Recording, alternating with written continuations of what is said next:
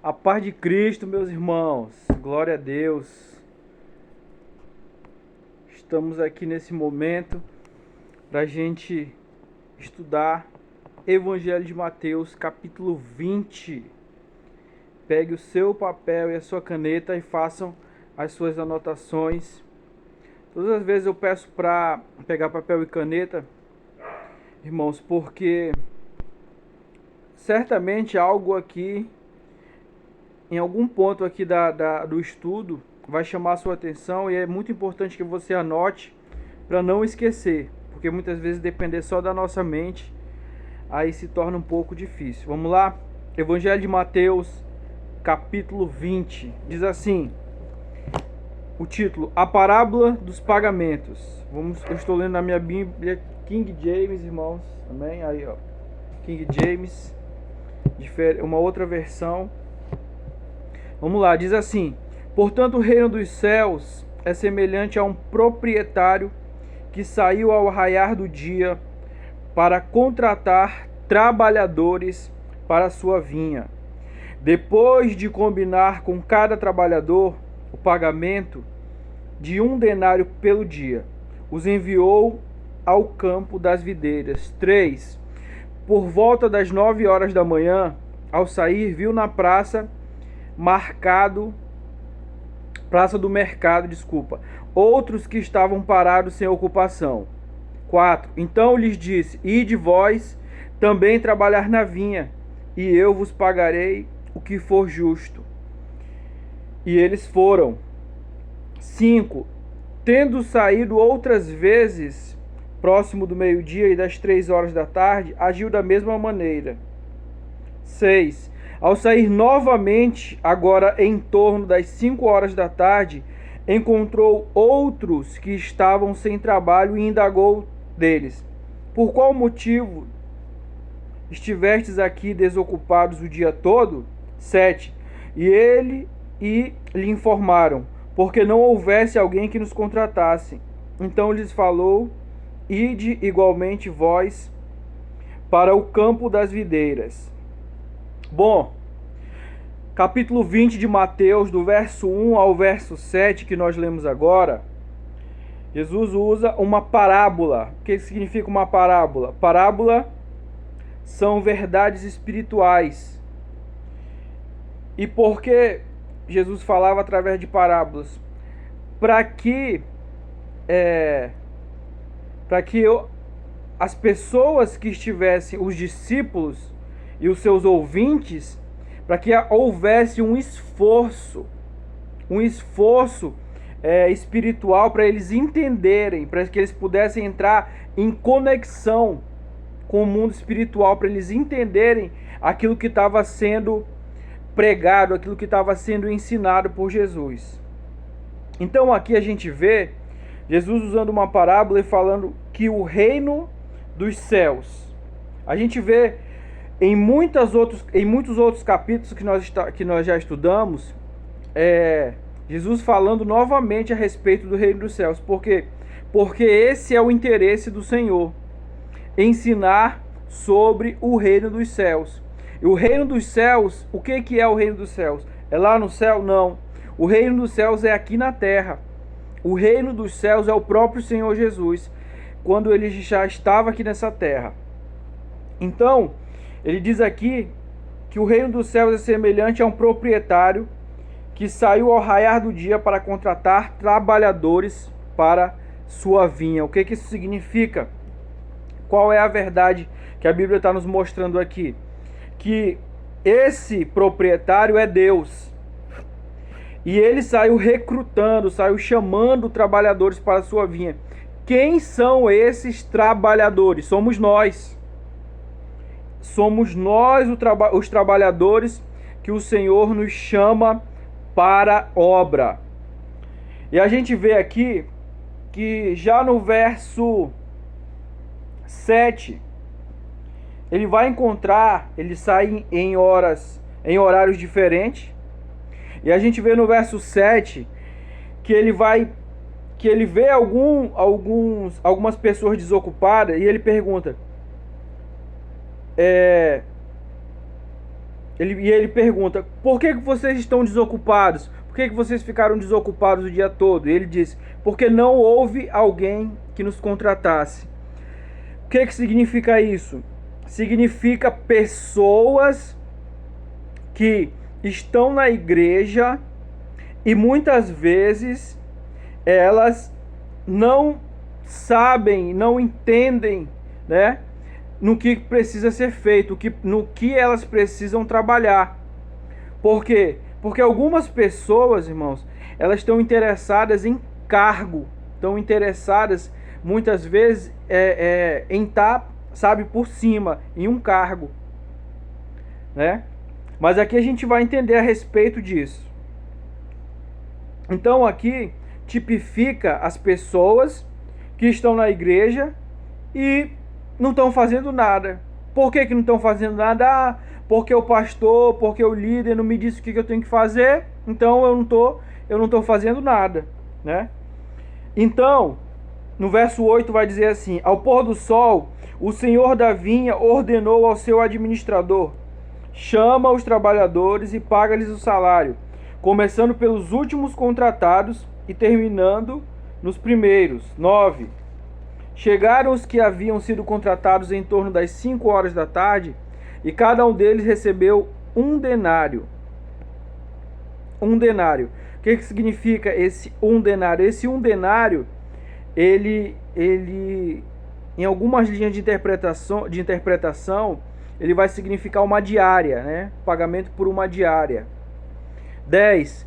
Quando vieram os que haviam sido contratados primeiro, deduziram que receberiam mais.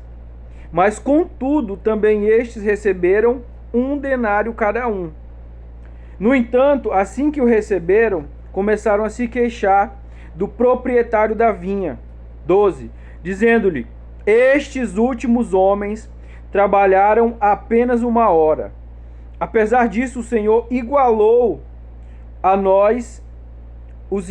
nós, que suportamos o peso do trabalho e o calor do dia. 13. Mas o dono da vinha, explicando, falou a um deles: amigo, não estou sendo injusto contigo. Não combinamos que te pagaria um denário pelo dia de trabalho? 14. Sendo assim, toma o que é teu e vai-te, pois é meu desejo dar a este último tanto quanto dei a ti.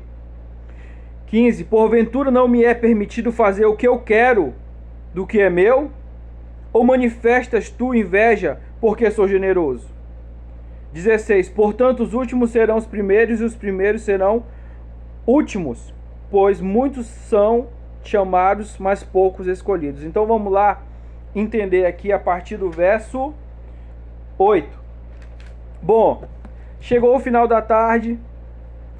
Aí o trabalhador da vinha, que significa, né, que tipifica Deus, chamou os seus trabalhadores e ele decidiu pagar primeiro os que ele tinha contratado por último. E ele pagou um denário, né, pagou uma diária, e depois posteriormente ele resolveu pagar por último os que ele tinha contratado primeiro. Aí o trabalhador começou a questionar a respeito da quantidade do pagamento.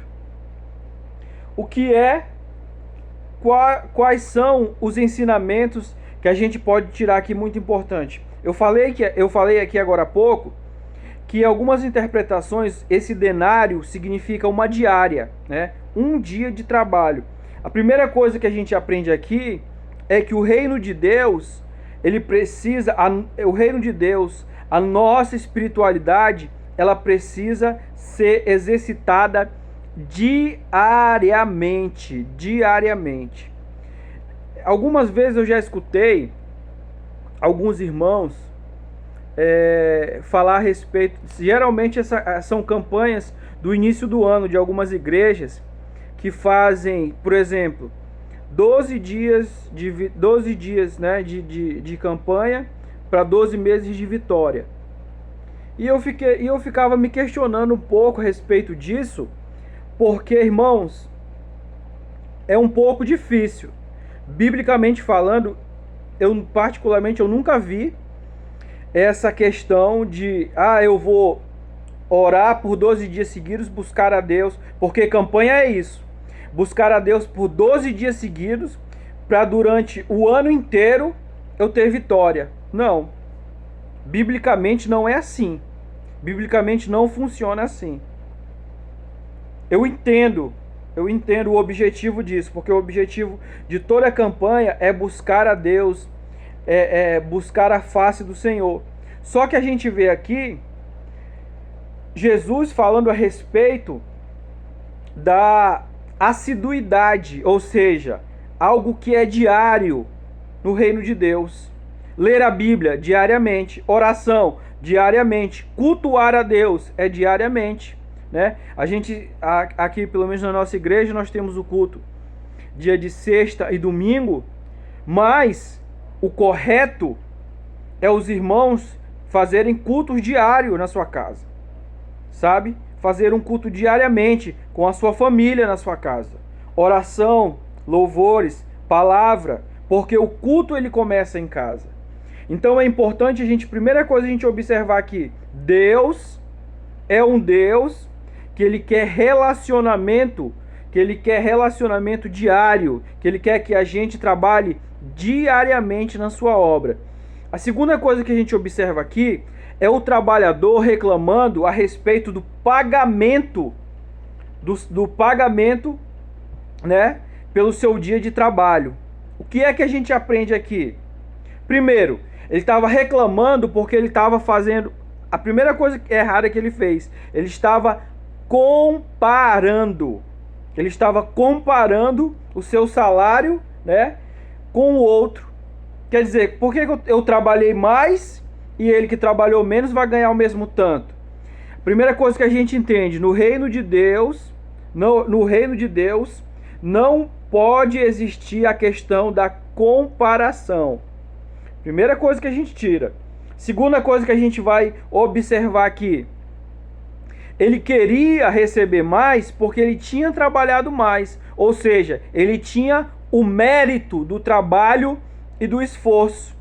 A segunda coisa que a gente aprende aqui, não existe a questão da meritocracia, do mérito, quer dizer, eu fiz mais, então eu vou receber mais. Não, isso não existe.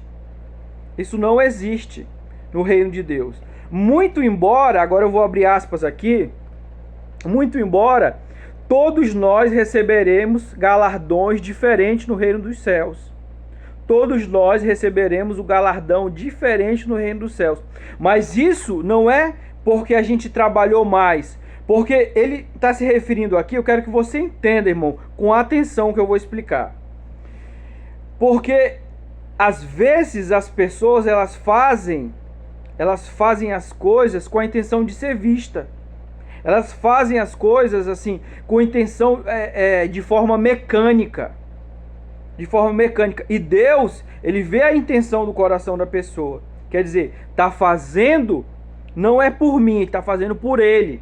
Para ele aparecer, para ele, né, como diz a história, se mostrar. Não é por mim, é por ele. Então Deus, ele vê a intenção do coração da pessoa. Ele vê a intenção do coração da pessoa. No entanto, a verdade é que nós receberemos galardões diferentes. Por exemplo, não tem como, irmão, não tem como, meus irmãos, a gente querer receber o mesmo galardão do apóstolo Paulo. Tem como isso? Não, não tem como.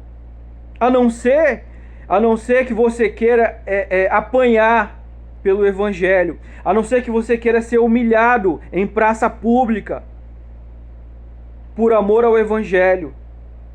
A não ser que você queira isso. Eu acredito que você não quer.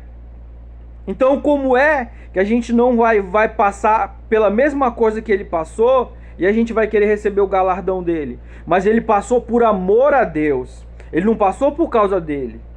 Ele não passou por causa dele. E ele deixa isso muito claro lá em Atos, capítulo 20, verso 22 e 23. Ele vai dizer: ligado pelo Espírito, eu vou para Jerusalém sem saber o que me aguarda, a não ser o que o Espírito me revela, prisões e tribulações.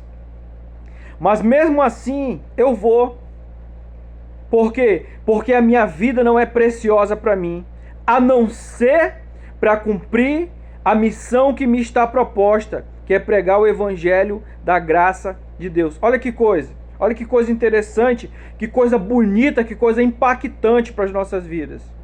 Ele ia sabendo que a única coisa que aguardava ele lá eram prisões e tribulações. Irmão, não era churrasco, não era passeio no shopping, sabe? Não era um piquenique, sabe? Não era nada de bom que ia aguardar ele em Jerusalém. Era prisão e tribulação. E mesmo assim ele falou: eu vou, porque a minha vida não é preciosa. O que é precioso é a missão que Deus me confiou.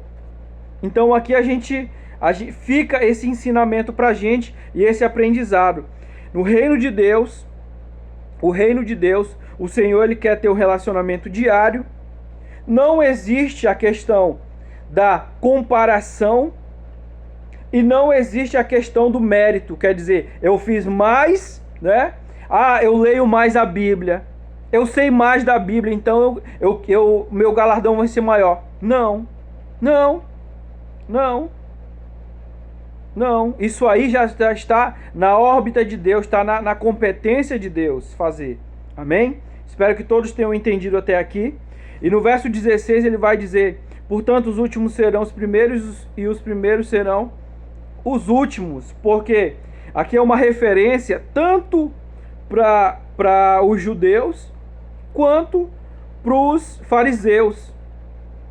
Que os fariseus eles achavam, eles esperavam que eles fossem, né, por eles serem doutores da lei, eles achavam que eles já teriam um livre acesso, seriam os primeiros a entrar no reino de Deus.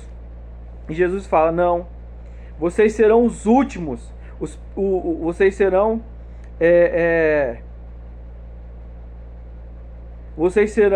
os últimos, os primeiros serão os publicanos, os pecadores, as prostitutas, todas essas pessoas que se arrependeram, todas essas pessoas que se converteram e entregaram a vida a Cristo. 17, diz assim: Jesus estava então pronto para subir a Jerusalém, quando chamou à parte seus 12 discípulos e lhes falou: agora estamos subindo para Jerusalém, e o Filho do Homem será entregue aos chefes dos sacerdotes e aos escribas. Eles o condenarão à morte e o entregarão aos gentios, para ser zombado, torturado, crucificado, mas ao terceiro dia ele ressuscitará. Qual o motivo de Jesus ele está aqui mais uma vez enfatizando a respeito do seu sacrifício? Porque, como eu já falei muitas vezes, eles esperavam que Jesus fosse ser um político, fosse ser um líder político. E Jesus aqui mais uma vez está falando a respeito, né, do seu sacrifício. E Jesus ainda ele estava indo para Jerusalém, né? As 4 cidades que Jesus passou durante a sua vida, né? Nasceu em Belém, morou em Nazaré, dos 30 aos 33 ele morou em Cafarnaum, depois ele foi morrer em Jerusalém. Verso 20: naquele momento aproximou-se de Jesus a esposa de Zebedeu com seus filhos e, prostrando-se, fez um pedido a ele. O que desejas? 21, perguntou Jesus. Ela respondeu: ordena que no teu reino esses meus 2 filhos se assentem, um à tua direita e outro à tua esquerda. Não sabeis o que pedis. Contestou-lhe Jesus: podeis vós beber o cálice que eu estou prestes a beber e ser batizado com o batismo com o qual estou sendo batizado? E eles afirmaram: podemos. Vamos lá. A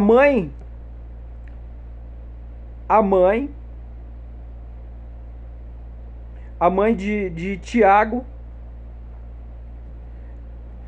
ela foi até Jesus, ela se ajoelhou até Jesus e ela pediu que os seus filhos, né, que Jesus colocasse os seus filhos um à direita e outro à esquerda. Qual o motivo desse pedido dela?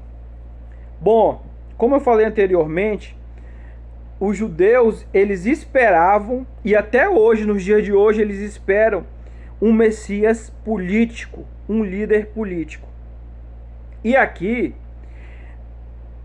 a esposa de Zebedeu, ela achava que Jesus, como líder político que ele seria na cabeça dela, né, o seu reino, né, seria o que? O reino político.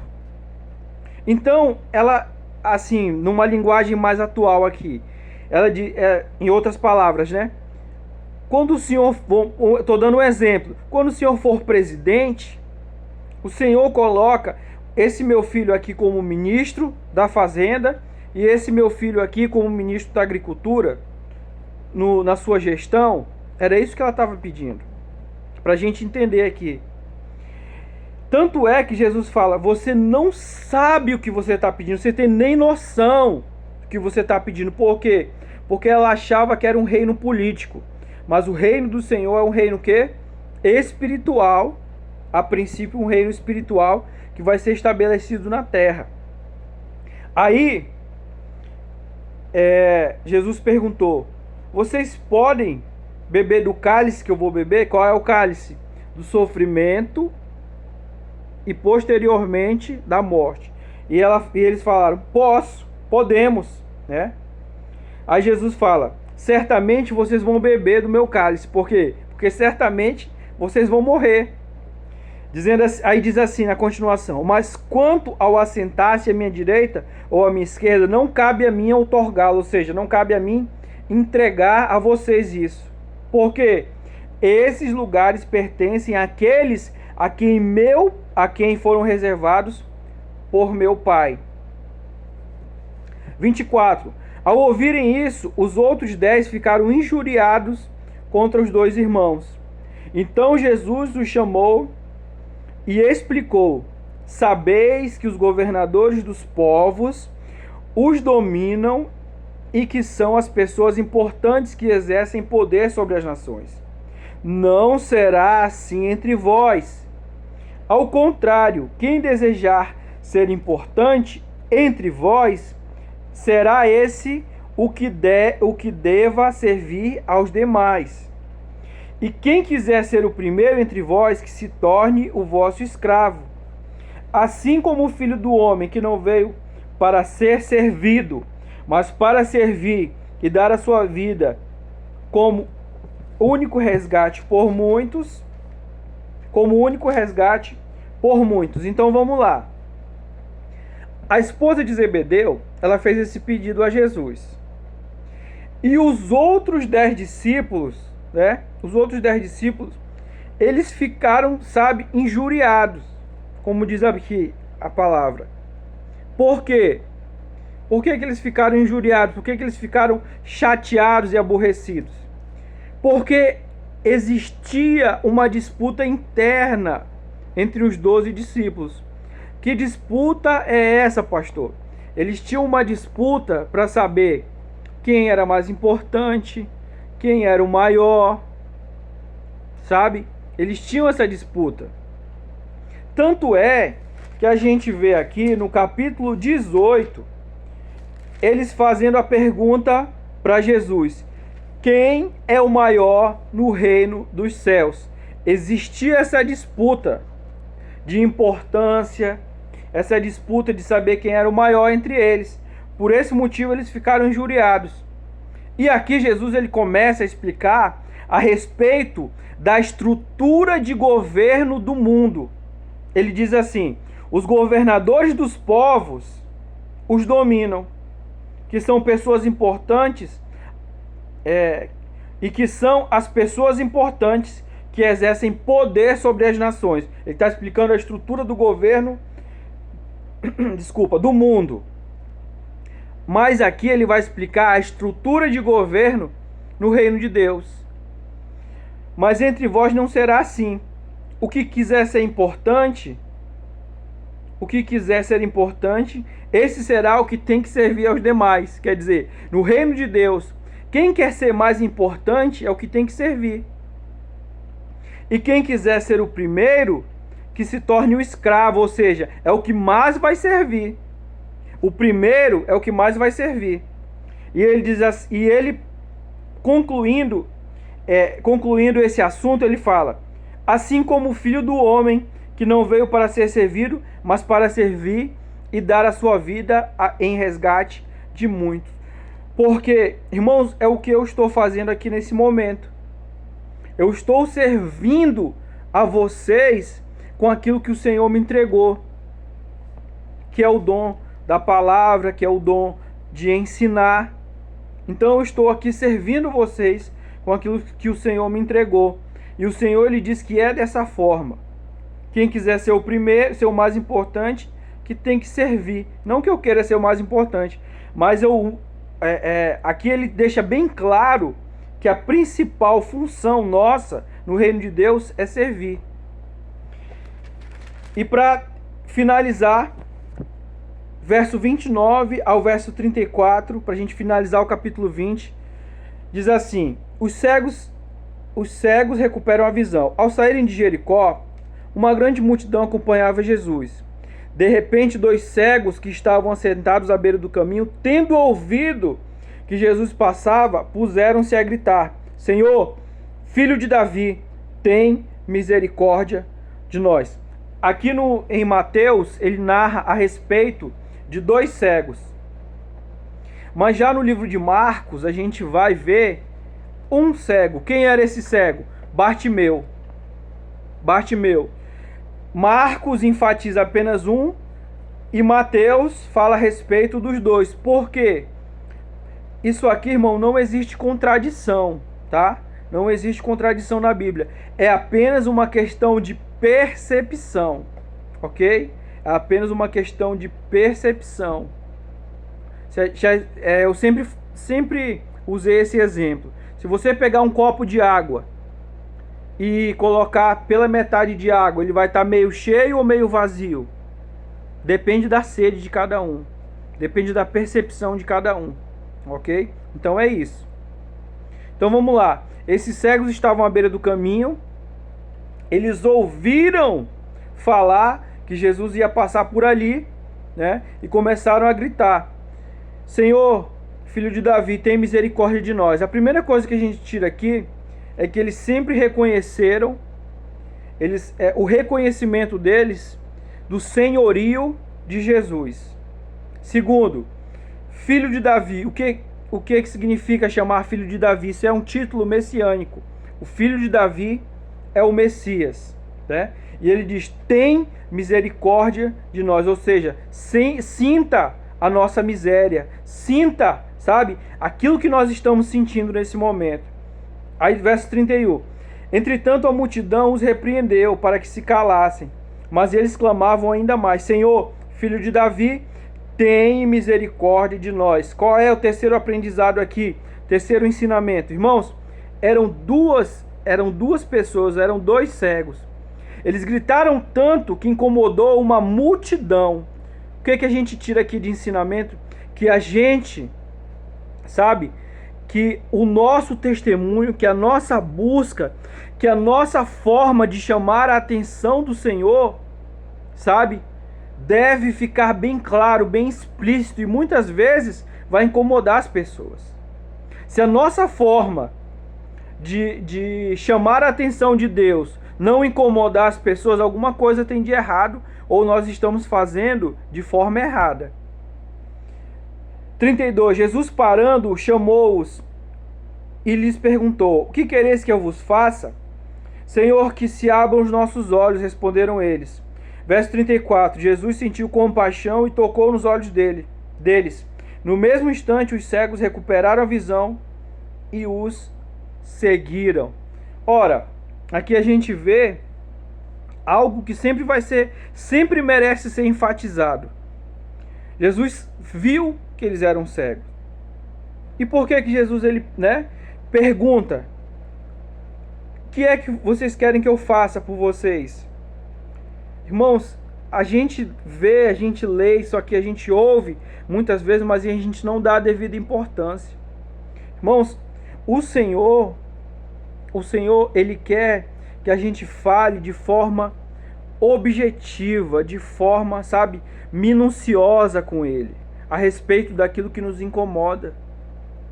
Irmãos, as pessoas, elas guardam, sabe, tantos sentimentos ruins, tantos aborrecimentos, tantas chateações dentro delas, que muitas vezes elas guardam e aquilo ali se torna uma ferida na alma.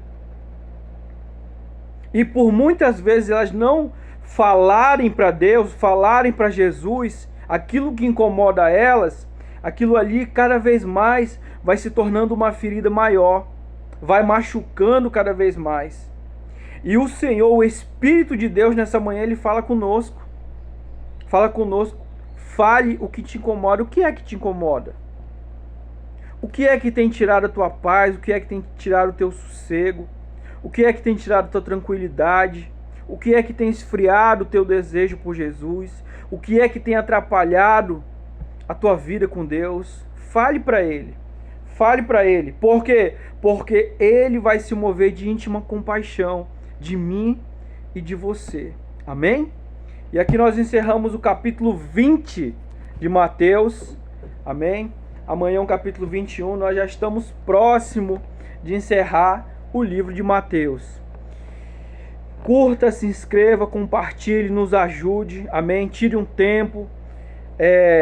Se você quiser mandar alguma sugestão para mim, deixe aqui embaixo do vídeo ou fale comigo diretamente, né? Mande uma mensagem para mim ou alguma dúvida. Amém? Pai, nessa manhã, Senhor, nós oramos, Pai. Senhor, nos livra, Senhor, de querer se comparar, Senhor, de querer achar que nós merecemos alguma coisa no Teu reino, Pai. Meu Deus e meu Senhor, Pai, que a nossa mente seja uma mente espiritual, Senhor, que a gente venha ter força espiritual, ânimo de espírito, Senhor, para Te servir a cada dia, Pai. Deus, nos ajuda, Senhor. Retira, Senhor, as camadas, meu Deus, de incredulidade. Retira, Senhor, as camadas, Senhor, que tem nos atrapalhado, Senhor, a gente ter intimidade contigo, Pai. Deus, nessa manhã eu te peço, abençoa cada um que está ouvindo, que se inscreveu, Senhor. Pai, que o Teu Espírito Santo possa falar melhor em cada coração, possa trazer clareza ao nosso entendimento, para a glória do Teu nome. Amém e amém. Deus abençoe a todos, irmãos, e amanhã, querendo Deus, nós estudaremos capítulo 21 de Mateus. Deus abençoe a todos.